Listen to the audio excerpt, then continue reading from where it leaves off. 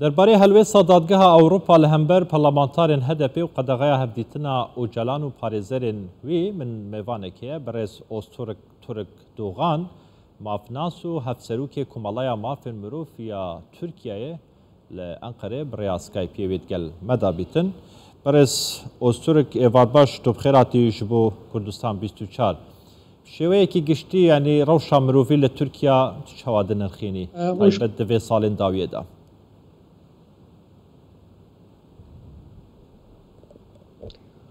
İnsan hakları ortamı pek iyi değil. Mirov ne başa li Tirkiye. Ez nikarim tiştên baş bêjim dîmenin baş nînin. Çima rewşa mirov ne başa? Sedem çi ne? Kî sedem e?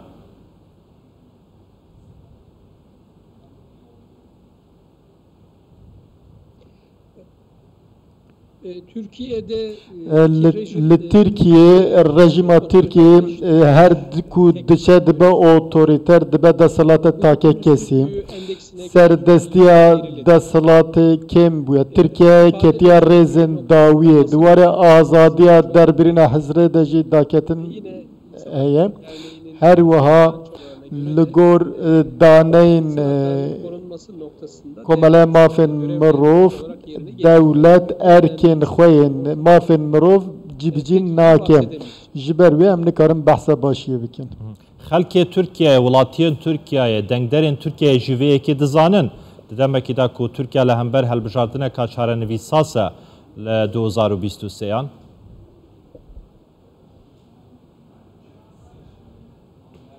Elbette.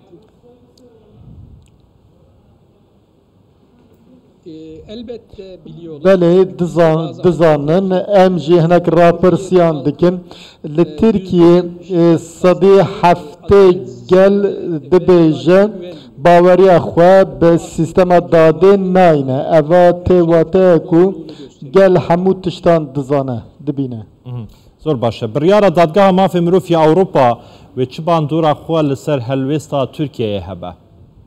Taybet ya derbarê parlamentarên HDP da dayî.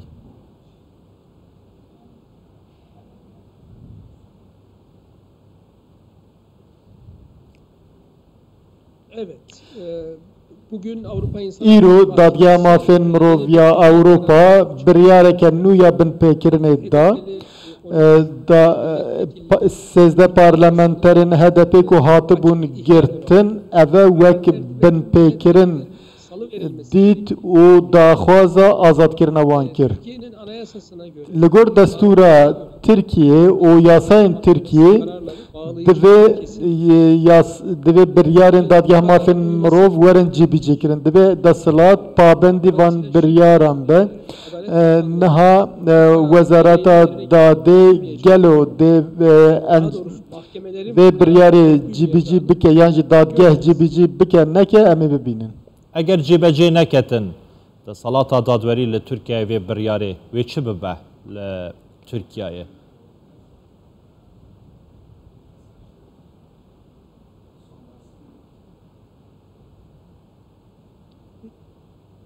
sonrası piştî vê hûn dizanin Tirkiye biryarên Osman Kavala û Selahattin Demirtaşî cîbicî nekirin. Niha derbarê Tirkiye'de prosedürekî binpêkirinê tê meşandin. Eger Tirkiye pabendî van biryaran nebe cîbicî neke qonaxa dawî ew e ku Tirkiye endamtiya xwe ya Konseya Ewropayê bi dawî bike. Ev prose hêdî birêve diçin. Niha li ser dosya Osman Kavala dimeşe. Türkiye di dosya Osman Kavala'da binpêkirin kiriye. Niha li ser vê biryar hatine girtin.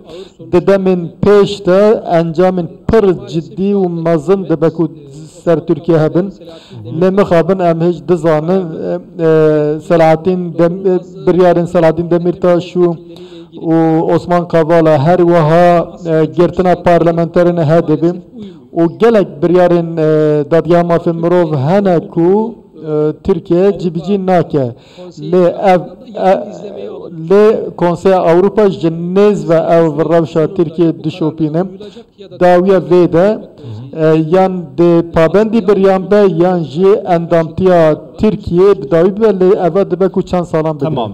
De van çend rojane da jî yani parêzerên Abdullah Öcalan rêberê PKK wana jî gileyî hebûne ku desthelata dadwerî rêna de hem kesûkarên Öcalanî hem jî parêzerên wî wê bibînin.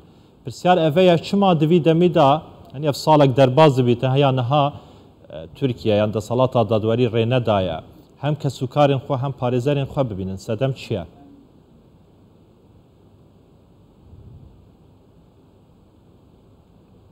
Son 2 yıldır Du salên dawî nahiştin parêzerên Abdullah Öcalan bûre hevdîtin bikin. Ev du salin her tin sizayên disiplînê didin Öcalan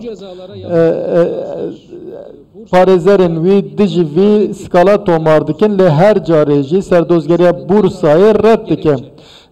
Weke hencetekî size disiplînê dibînin lê em hemû wana wek kêfî dibînin ne yasayîne eva biryarên siyasî ne na desthilat naxwaze Abdullah Öcalan bi parêzerên xwe re hevdîtinê dike û hin hencetan dibîne. Beres Öztürk eger pirsa dawiyê bikin bes Kurtî bersivê bide de helbijartinên 2023 Hezeyranê eger AK Partî û MHP careka din ser bikevin desthilatê bigirine dest Nerîna te rewşa mafê mirov li Tirkiye baştir dibe yan jî xirabtir dibe hêj de hemberdan dige rewşa niha.